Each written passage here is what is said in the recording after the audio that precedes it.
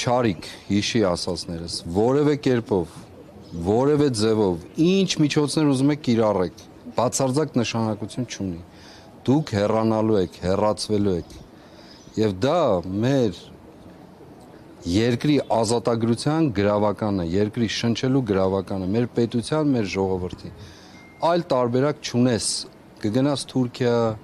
մեծավորիդ հետ կխոսես, փոքրավորիդ հետ կխոսես, եղբորդ հետ կխոսես, ինչ կպլանավորեք, ինչ դիվական ծրագրեր,